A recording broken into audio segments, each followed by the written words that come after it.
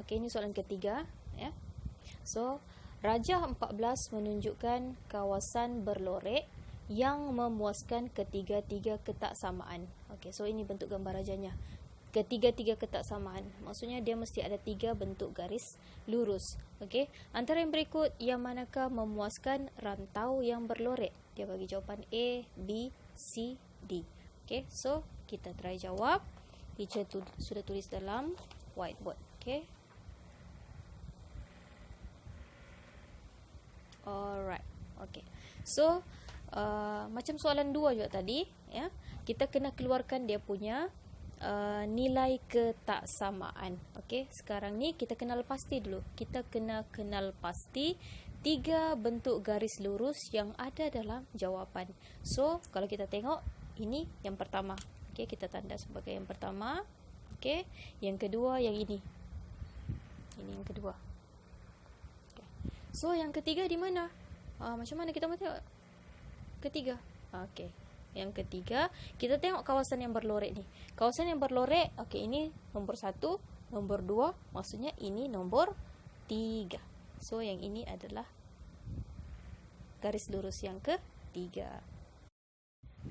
Okey, so macam tadi juga, macam mana cara jawabnya? Kita keluarkan dulu dia punya nilai persamaan. Okey, so untuk garis lurus yang pertama, persamaannya adalah Y sama dengan X tambah 2.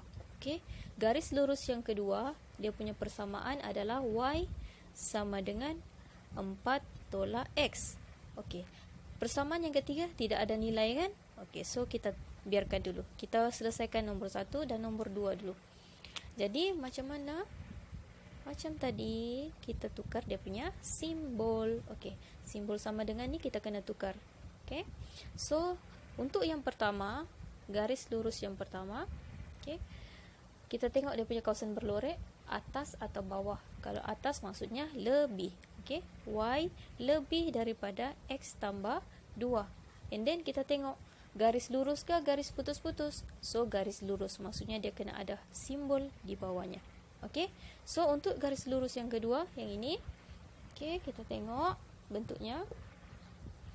Dia punya kawasan berlorek bahagian bawah. So, maksudnya kurang. Y kurang daripada 4 tolak X.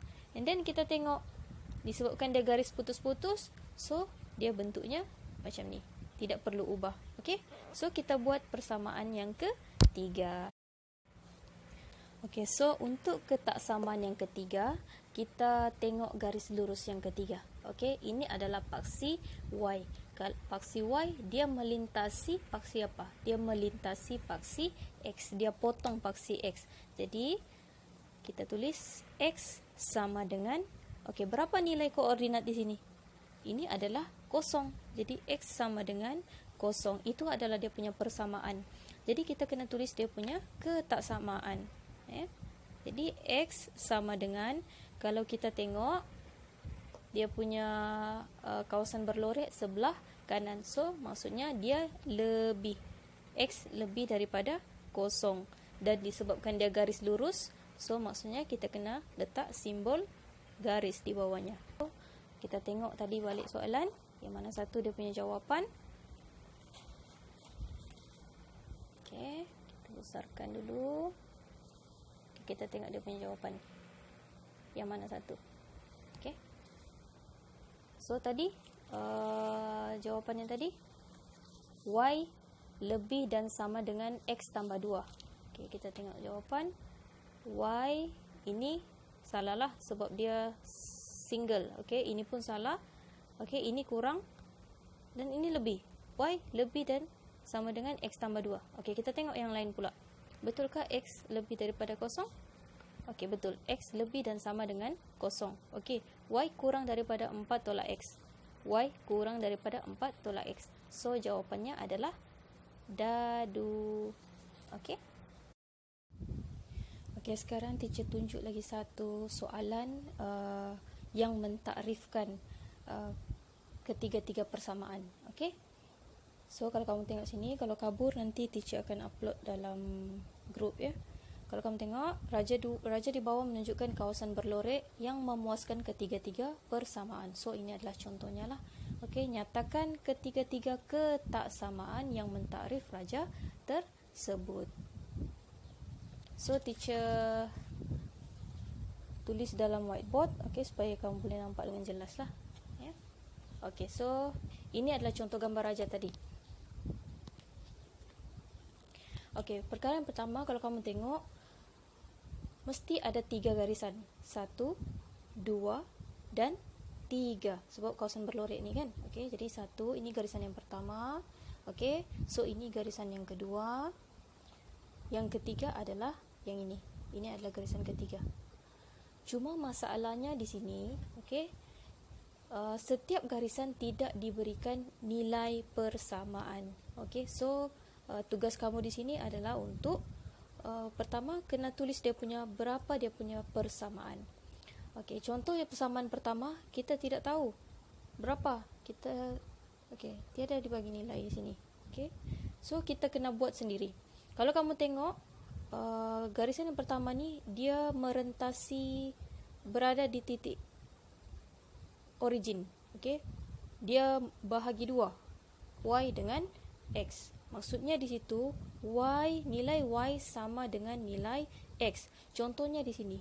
Okey, kalau di sini 2, kalau kita garis dari sini ke sini, nilainya sama dari sini ke sini. Okey. 1 kotak, 1 kotak. 2 kotak ke sini, 4 kotak ke kanan, 4 kotak ke bawah. Di sini pun sama, 6 kotak ke kanan, 6 kotak ke bawah. Maksudnya dia punya nilai adalah sama. So, persamaan pertama di sini adalah y sama dengan x. Y sama dengan x. Okey, kita sudah dapat persamaan yang pertama. Persamaan yang kedua, okey, ini ada tricky part sikit. Okey, persamaan yang kedua, kalau kita tengok macam mana ni, dia ada nilai di sini, ada nilai di sini. Kalau ada dapat soalan begini, kita kena guna formula y sama dengan mx tambah c. Okey, formula y sama dengan mx tambah c. Ini adalah formula garis lurus kalau kamu ingat baliklah. Okey, jadi kalau dalam formula garis lurus, first pertama kita kena cari m kan? M tu apa? M tu adalah kecerunan. C adalah pintasan y. So dalam formula kecerunan, okey, dalam formula kecerunan dia ada dua formula. Satu, y2 tolak y1, x2 tolak x1. Okey. Ada lagi satu formula, negatif pintasan y bahagi dengan pintasan x. Okey. So untuk topik graf fungsi ni kita akan guna formula yang di bawah. Okey, biasa kalau garis lurus kita guna formula yang di atas. Okey. Y2 tolak y1, x2 tolak x1. Tapi untuk graf fungsi kita guna formula yang di bawah. Okey, so sekarang kita cari nilai m dulu. So m sama dengan negatif. Negatif mesti ada. Pintasan y. Pintasan y adalah 6 per pintasan x. Yang pintasan x adalah 8. So apabila kita kecilkan, kita akan dapat negatif 3/4. Negatif 3/4. Okey. So kita tulis balik persamaan ni. Y kekalkan, m tukar. Okey, yang kita dapat tadi negatif 3/4. X kekalkan. C ni adalah pintasan y. So pintasan y nya berapa? 6 tambah 6. Okey. So kita sudah dapat persamaan yang kedua, y sama dengan negatif 3/4 x tambah 6. Okey. So kita cari lagi persamaan yang ketiga. Persamaan kedua settle. Okey, untuk garis lurus yang ketiga, kalau kamu tengok ini adalah paksi y. Paksi y yang memintas ataupun memotong paksi x. So kita tulis x sama dengan berapa nilainya di sini? 0. Okey, x sama dengan 0. So untuk garis lurus yang ketiga, persamaan yang ketiga kita sudah dapatlah. Di sini x sama dengan 0. Okey. Macam ni. So kita sudah dapat semua persamaan. Sekarang kita tulis dia punya ketaksamaan. Okey, so persamaan pertama bila kita tukar jadi ketaksamaan, kita tengok dia punya garis lurus.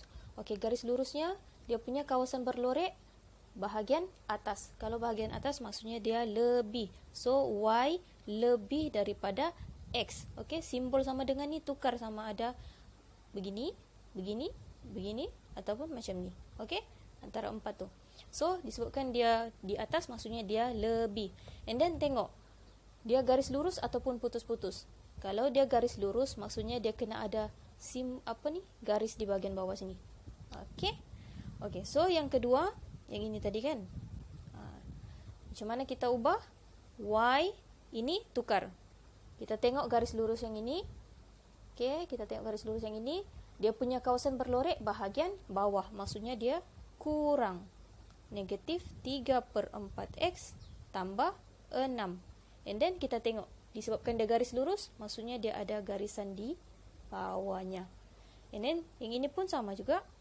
X, kita tengok simbol yang ini.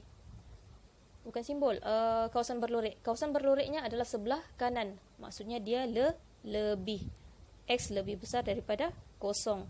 Dan disebabkan ini adalah garis lurus, maksudnya dia punya jawab, simbol mesti ada garisan di bawahnya. Okey? Dah siap. 3 markah.